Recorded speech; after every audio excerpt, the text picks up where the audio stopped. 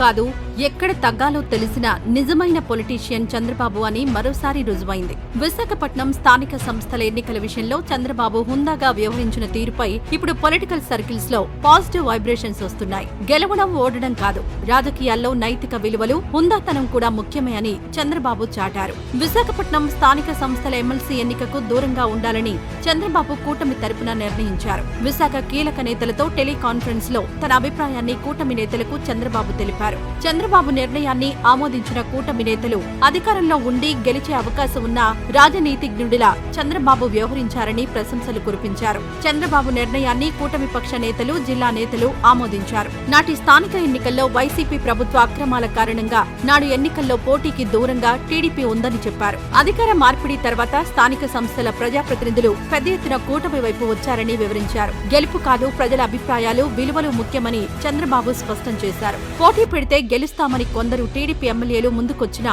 అంత ప్రయాసపడి గెలవాల్సిన అవసరం లేదని చంద్రబాబు వారిని వారించారు. ఒక ఎమ్మెల్సీ సీటు కోసం అంతమందిని ప్రత్యర్థి పార్టీ నుంచి సమీకరించాల్సిన అవసరం లేదని, దానివల్ల వచ్చే ప్రయోజనం కూడా లేదని అభిప్రాయపడినట్లు సమాచారం. రాజకీయాల కంటే రాష్ట్ర పునర్నిర్మాణమే కూటమి ప్రభుత్వం ముందున్న లక్ష్యమన్నారు. స్థానిక సంస్థల కోటాలో ఉమ్మడి విశాఖ జిల్లా ఎమ్మెల్సీ స్థానానికి వైసీపీ అభ్యర్థిగా మాజీ మంత్రి బొత్స సత్యనారాయణ 3 సెట్ల నామినేషన్ పత్రాలను దాఖలు చేశారు. దీంతో కూటమి బరిలోకి లేకపోవడంతో బొత్స ఏకగ్రీవంగా ఎన్నికయ్యే అవకాశం ఉంది. ఈ వీడియో నచ్చితే లైక్ చేయండి. అలాగే మా ఛానల్ ని ఫస్ట్ టైం కనుక చూస్తున్నట్టయితే ఇప్పుడే సబ్స్క్రైబ్ చేసుకుని పక్కనే ఉన్న గంట సింబల్ ని యాక్టివేట్ చేసుకోండి. అప్పుడే మేము పెట్టే ప్రతి వీడియో మీకు నోటిఫికేషన్ గా వస్తుంది. అలాగే ఈ వీడియో పూర్తిగా చూసినందుకు ధన్యవాదాలు.